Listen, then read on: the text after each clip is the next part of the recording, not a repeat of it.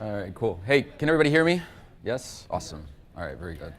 All right, first of all, thank you everyone for coming. We really appreciate it. I think it's the people like you who really make these types of events worthwhile. I'm very passionate about Android, as are all of the speakers here. So I just want to say thank you. And also, I know that everyone's going to be happy about this. I am the last person before you guys get to watch Mark Murphy. All right. So we didn't really plan it this way, but right there you'll see also I have on the third bullet meetup.com/DCAndroid. There are 3 speakers here from DC Android, and all 3 of us just went in a row. So Mike Evans and Antonio, and now myself. If you're interested in Android, we highly, highly recommend you guys take a look at it. We'd love for you to participate. Kashif back there, who did the session on constraint layout, actually did a session also on Tuesday down at the Washington Post. And it was really, really cool. We got a tour of the newsroom and everything after he did constraint layout. All right, so I'm going to do a talk on mobile sensing. I call it making sense. Mobile devices have kind of hit a state of ubiquity a bit, where they all kind of seem the same, they all kind of look the same. So part of the question is like, how do you actually differentiate your application, right? They all have list views, they all have animations, some of them have custom views, some of them have maps, but how do you really make yours stand out? And I would argue that the contextually aware apps are kind of the next level, right? You build a beautiful, fast, robust application, and then if you can figure out what your user is actually doing, what they want, what they're feeling, and do it in a timely manner, that's really going to set you apart. Okay. And there's all my information. Also, by the way, if you go to my slide share, I've already uploaded these slides, and if you want to follow along, feel free. All right. So here's the agenda. I'm going to talk about what contextual awareness is, some use cases. I'm going to talk about something called sensor fusion. There's a hard way to do contextual awareness. There are 2 other easy-ish ways. One of them is a little bit easier than the other, and if we have time, we'll go through questions, but I highly doubt I'll have time. But you can find me afterwards. Okay. All right, so this is a quote from a gentleman named, I'm going to butcher his name, Anid Day. He's the director of human computer interaction at Carnegie Mellon University. You might have heard of it. Basically, he defines context as any information that can be used to characterize the situation of an entity. An entity is basically a noun, right? It's considered relevant to the interaction between your user, your app, or the app and the user themselves. So basically, we're focusing on mobile contextual awareness because it's an Android conference. Mobile sensing to me is that you basically want to understand what your user's doing. Are they playing a game? Are they walking to class? What are they actually doing? And can I serve them relevant ads? Can I ping them and say, hey, look, you're just sitting on the bus on your way to school. Would you like to play a game, right? Trying to understand good times to offer your services, I think, are going to be huge moving forward. So again, I'm going to talk about some sensor-based algorithms, how to build them. I have a list of the actual different sensor types, some of them anyway, that are supported by Android. Not all of these pieces of hardware are on each device, of course. Not all devices have the barometric pressure sensor, magnetometer, those types of things, but a lot of them have the accelerometer and the gyroscope. This is actually an official screenshot from one of the Google developer docs on some of the sensor types in Android. And you can see that there are different levels of support throughout the different API levels. So some things are supported in API 4, some are in 2.3, some are deprecated going up to KitKat, and I have a story about that if I get to it, which was a bit of an interesting use case. All right, so speaking of use cases, so what can you actually do? I talked about a few of those use cases, but one that we're very familiar with as Android developers is the on-configuration change, right? So when you change from portrait to landscape, how does your device know that? Well, it reads the sensors and makes the decision that you change the orientation, right? It doesn't just know that, it just figures it out and changes the orientation. There's a lot of use cases for these types of things. Walking detection, biking detection, running detection. Potentially there's ways to tell if you're in a vehicle or even on a bus or on a train. All of those things can be extremely useful. Driving a vehicle, handling your device. If you fuse those together, it's actually even more interesting, right? Driving and handling at the same time. Obviously, don't do that. If you can put that together into a library that can detect those types of things, then you could really cut down on things like distracted driving, right? And save lives. Sensor fusion, what is it? Sensor data, kind of how it works is that you have a device or a piece of hardware that measures at a rate, okay? And the rate usually is measured in times per second. Some of these sensors will come in as high as 250 times per second or 250 hertz. Some will come as slow as 1 hertz. Accelerometers and gyroscopes are pretty high up there. Location data is usually the highest you'll get is usually about a second, that kind of thing. But sensor fusion basically takes all this data, it puts it together, and then we try to infer events out of those fused sensor data points. So I talked a little bit more about that. I have about 50 slides, by the way, so I'm probably going to go decently fast. All right, so this is an example of 3 different types of sensors. You'll see the X, Y, and Z coordinates. The top one is the accelerometer, the one underneath that is the magnetometer, and the one underneath that is the gyroscope. And then, of course, the line graphs are basically plotted points of those sensor values, right? And so understanding these and calculating them and then using all of this information to then combine it together to kind of understand what it is that you want, it's not exactly an easy task, but it can be very rewarding if you do it right. All right, so I'm going to give a brief example, though it's not quite that brief. I'm going to fly a little bit through this, so please bear with me. So let's say we wanted to determine the attitude of a mobile device, right? No, that's not, their bad attitude, right? Or, so the attitude is defined as the orientation of a device relative to the Earth's horizon. Most people know about this from things like airplanes, airplane games, that kind of stuff. So you'll see that the airplane right now is banking a little bit to the right, and then the attitude indicator on the left shows the horizon and then the plane's orientation to it, right? All right, so how would we actually do this? Well, you'd basically get an instance of the sensor manager, you get the orientation, you call get orientation, you get your 3 orientation angles, and the orientation angles are based on the accelerometer and the magnetometer, right? Understanding where the horizon end is, of course, requires you to know where polar north is. And so all of that is kind of put together to understand where the attitude is, okay? So talk a little bit about this, but acceleration, the accelerometer provides values that is basically a gravity vector that is pointing towards the center of the Earth, okay? And the magnetometer is obviously a compass, points towards, like I said, polar north. So isn't that enough? Like, those seem pretty easy together. We can just fuse those 2 together and just kind of run a filter on it and try to understand if that's what we actually want. Well, the answer is no. Now, why is that? These mobile devices are very powerful, but to get a really accurate magnetometer into a mobile device that is this big would first of all eat your battery and eat up all your space, okay? And so basically the magnetometers that you have, compasses are really all they're good for. They kind of point this direction or that direction, and that's about all it is. There's a lot of noise. Antonio talked about a Kalman filter, and it kind of, it removes some of the noise based on the sensor input around things like driving. That's the type of filter that you would need to do to basically solve this problem. All right, so what are we going to do? We're actually going to take all of those values, and then we're going to combine them with gyro, okay?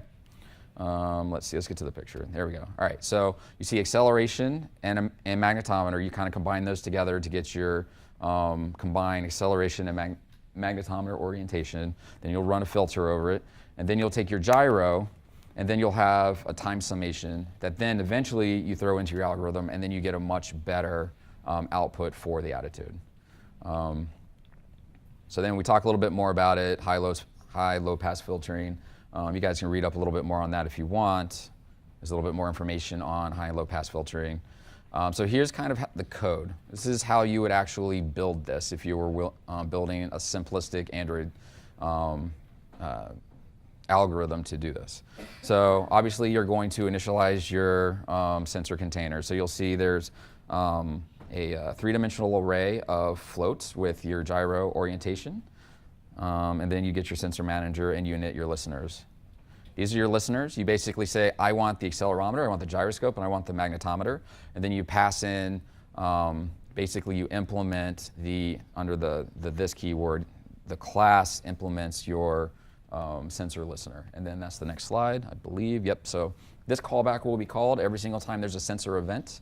And then you figure out which type it is. And then what you do is you store it, okay? And so this obviously can happen really, really fast, right? So I said some of these sensors come back at 250 hertz, some come back at 1. So then once you have all this data, then what do you do? Well, what I've done in the past is actually create an executor and I schedule at a fixed time, okay?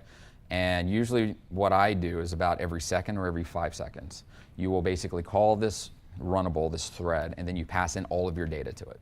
So you have 250 times, let's say 5 seconds, values that you'll pass into your algorithm, okay?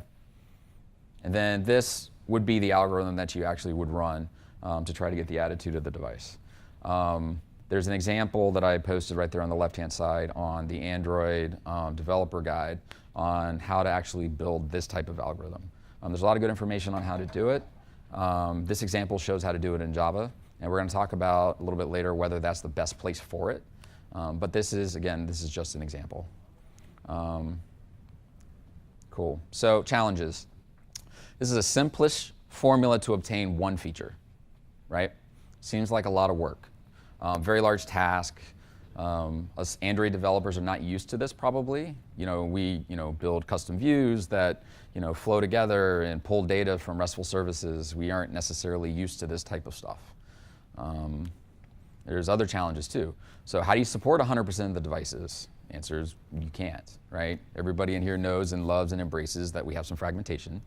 But there's a lot of different hardware configurations. There's a lot of different devices that some do have this, all the sensors we need to create whatever the feature is that we want.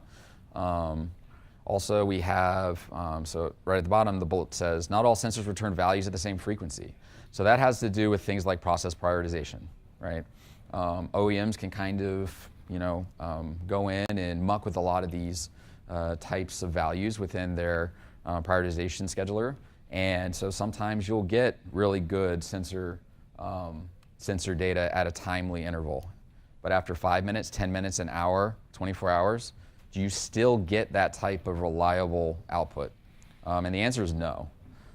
Some devices don't have certain sensors, so let's say you want to support the top 50 Android devices, and let's say 20 of them don't have an accelerometer. Well, what do you do, right? Maybe you can't support those devices, maybe you figure out another way to do it. It's a lot of kind of, as my dad likes to say, tap dancing on landmines, right? All right, so I talked about going native at the bottom here. A lot of us are supposed to support iOS as well. You can build your algorithms using C or C++, and then you can compile it with an NDK. I've done this in the past, and you can actually take the exact same code base, and you can take it and plop it in Android, and you can actually plop it in iOS too, and get similar results. That way you don't have to build this twice. Also, of course, if you need to be performant, which you absolutely need to do, because you're intaking tons of data and you're running your algorithm over and over and over again, doing it natively is probably the way to go. Whoops, what did I just do? Okay, so I talked a little bit about the consistency of getting the data. So that seems kind of hard, right? Wonder if there's another way. Everybody loves the baby. Come on. All right, so option number 2, you can use an external library. Have someone else do it for you. Let them figure out the challenges. I've got a couple examples here. You can go take a look at them. Lost is a pretty big one. It's an open source project. It's a drop-in replacement for Google's Fuse Location API. The Fuse Location API in Google is pretty good.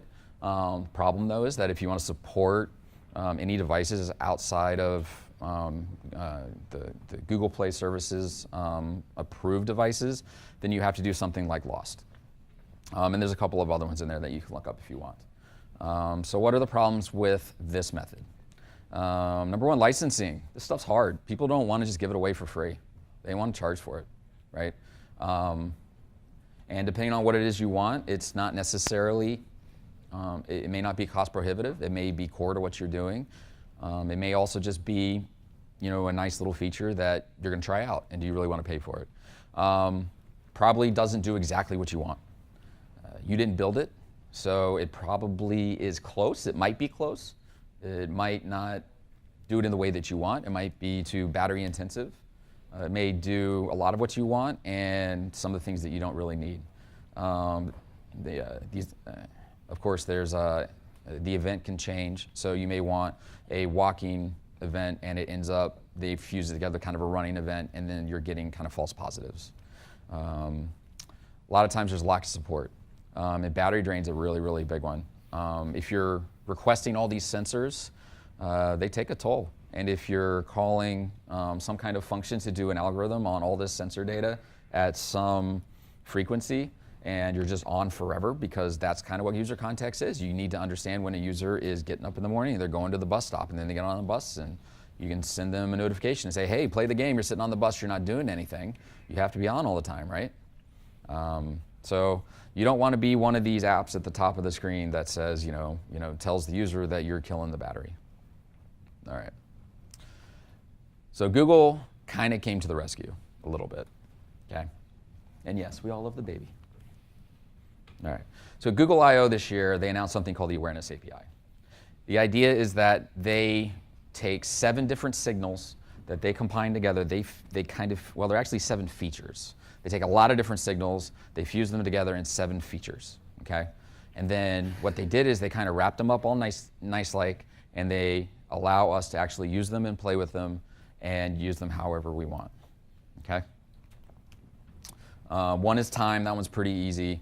Location, you get latitude and longitude. Places, so if you've ever used the Google Places API, they included this within that, this new kind of awareness conglomeration. Activity, so if you've used activity recognition before, I know I have, the walking, the running, the biking, those types of things, that's there. Beacons, so you can automatically detect various different beacons as your user moves around, and you don't have to do much to set it up. Headphones, they included this one as kind of a sensor, which it is. We can argue about that, whether or not that really should count, and then of course weather conditions, right? So,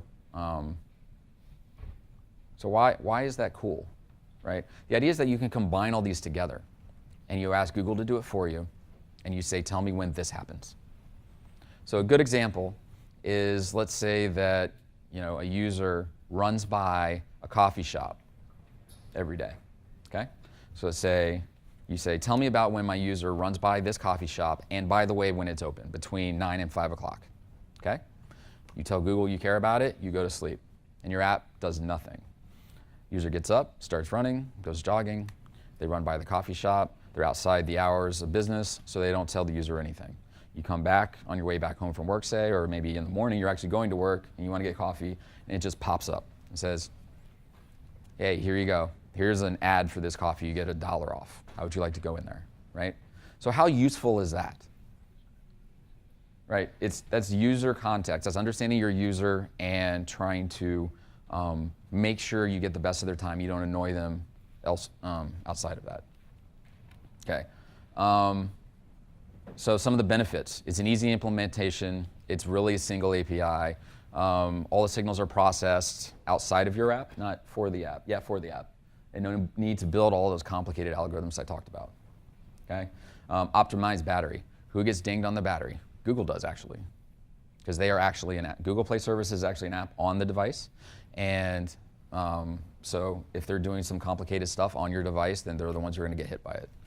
They have to build this and scale this anyway. They are, Corey mentioned during the keynote that we are 85% coverage worldwide, and so they have to build at scale anyway. So they have to figure out how to make this type of stuff work on all these devices anyway. Well, they don't have to, but they also have a lot more resources to do that.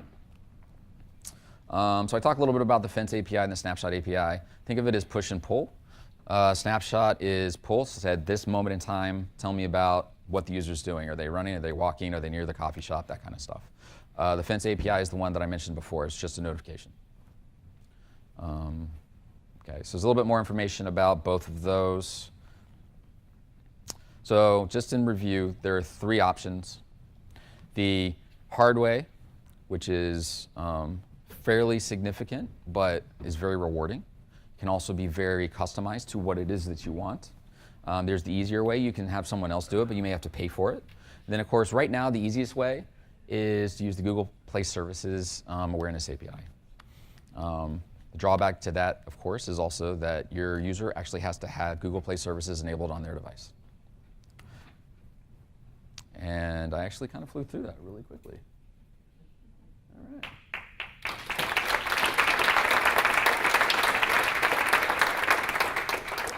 We've got just a couple of minutes. Does anyone have any questions?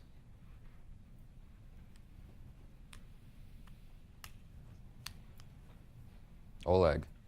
Hey. So have you tried to apply some, I don't know, functional or reactional programming to handle all the stuff with sensors and so on?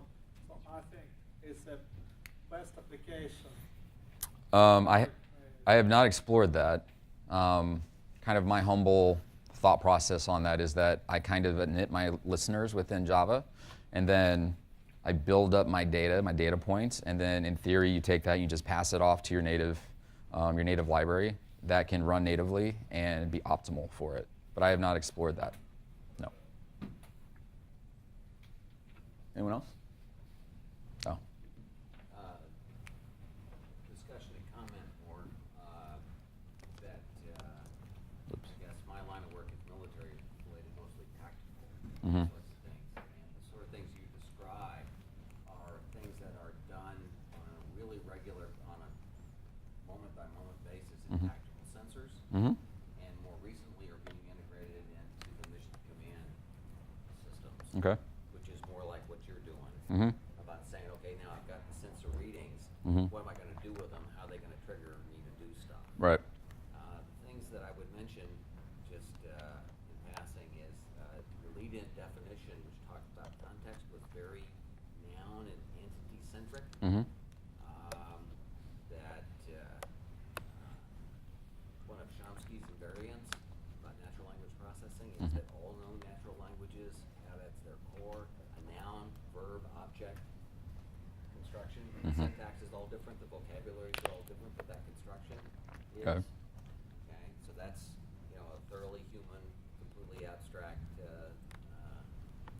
subjective point of view. On the other extreme is the mathematical notion of a function, which Mhm. has a domain, a range, and a mapping. Mm-hmm. 2 sets of nouns and a verb. Mm-hmm.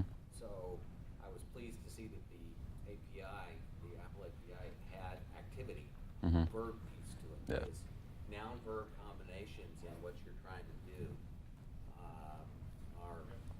are essential in order to do it, because there's a whole lot more nouns there than there are verbs So- in terms of what you do, and there's a lot more stability. So if you build around the verbs and then plug in the subject and then the object, you have a much more stable.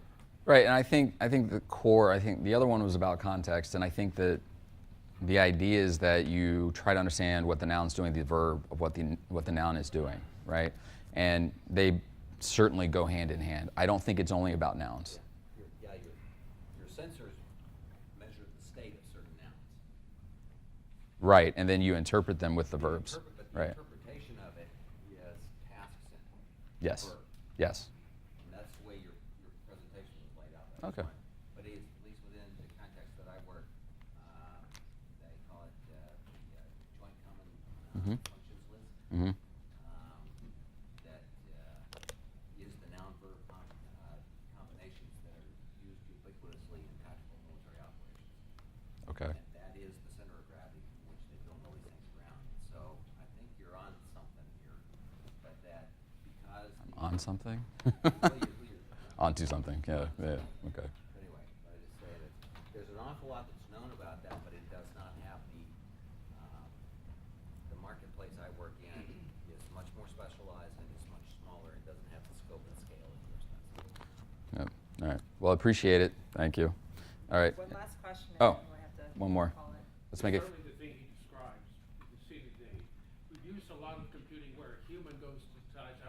something's here, or I think about something. Okay. We're seeing the changes that make to differentiate the usefulness of these computers we carry around for us in a lot of different places that are coming from the actions you're talking about. Like, I'm driving. Right. Yes. I've been driving a little while. I stopped. I started walking, and now I can just hop in, and Google now says, "Oh, do you want to know where your car's parked?" Because it makes that assumption without saying, "Oh, where did I park it? We have end tag parking. Let me get out and remember and punch as we go through." Now, sometimes if you're on the subway, it might think you parked if you stopped at a metro station. Or you get off the bus and it thinks you parked where the bus left you. Right. So. But this type of interaction you're talking about is where you're building differentiation into an application to help users do something in their daily world rather than users researching the computer to find out what's going on. Right. Right. Exactly. Yep. Guys, I'm sorry, we're gonna have to wrap this up so we can get the next speaker up. All right. Thank So you. I think that's Thank it. you, Jared. Thank you.